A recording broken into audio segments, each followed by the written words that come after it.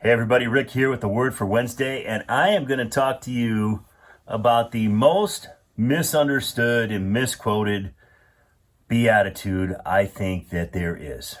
You ready for it?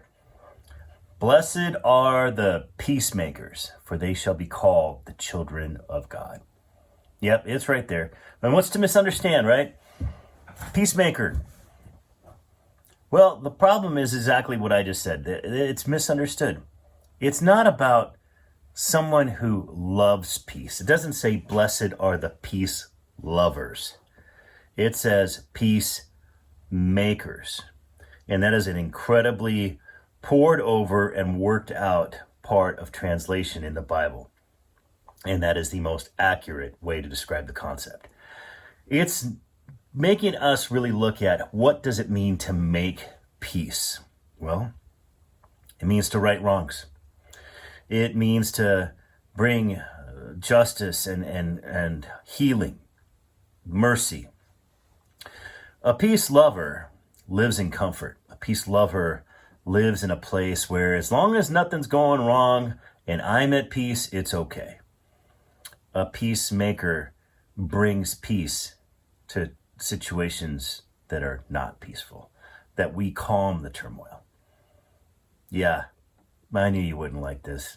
It's just one of those situations where you got to realize a peacemaker is someone who does the work of the kingdom in bringing the gospel truth and bringing the impact of what God can really do. A peacemaker would come into a conflict and be listening to both sides. And here's the hard part. Pointing out the shortfalls and misconceptions of both sides.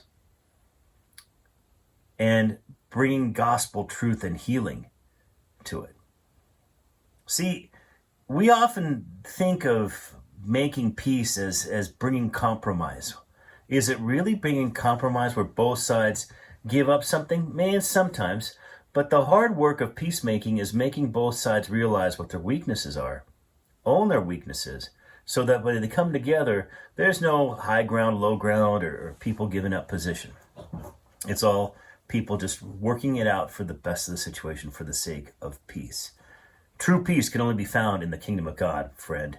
And I don't know anywhere else. Anywhere else is kind of like a negotiated peace, or a peace in the meantime, or a peace till it blows up again. But in the kingdom, it's perpetual peace. And that's why Jesus, the Prince of Peace, asks us in this passage, in his opening prayer, or his opening statement to the Sermon on the Mount, he says, blessed are the peacemakers, for they will be called children of God. Boy, that's powerful, especially in light of what we know about the relationship between parents and children today, right? I mean, a parent gives the child the DNA, the very things that shape and form their physical being. And we found out through modern day psychology and everything that we've learned that the Bible is true, that the things that parents pass on to kids and emotionally and spiritually as well. So when we look at being called children of God, relative to the fact that we are supposed to be peacemakers, that just uncorks a completely different perspective of this passage. It's a bigger deal than we look at. And honestly, it's like we want to live in the comfortable space of that, where it's like, oh, I just want to be a peacemaker. You know, as long as my couch is full of peace, I'm comfortable and I'm good. And we can't. We're called to so much more beyond that. And that's the struggle, right?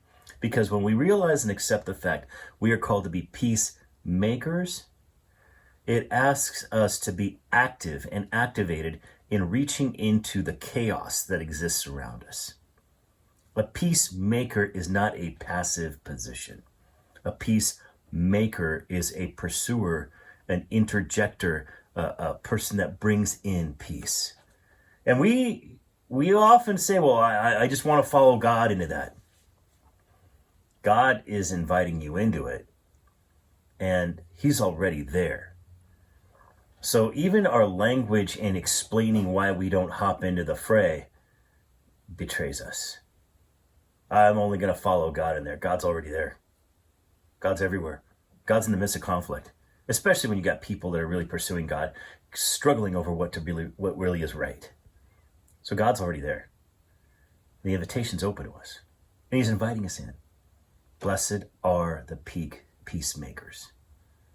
Will you go make peace is the essence of the question. Will you carry my DNA into that situation? Will you be carrying the values of our family as a child into that situation? Do you want to be identified in the family and carry the label of child of God as you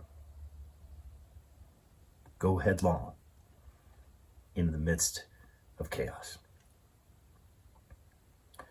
We often don't realize that this is our divine order too. You know, there's a passage in Genesis 3 where God commissions men and women, where he says, go forth and multiply and bring dominion to the world. The word there, dominion, isn't what we understand it to be. It means to be a people that bring forward peace, that bring forward the power of the kingdom. In fact, the word there is Hebrew is kabosh. Yeah, we get to put the kibosh on it, and we think it's to squelch and take away the fun. It's not about that at all. To bring the kibosh, to put the kibosh on something, is to actually bring peace and order into chaos.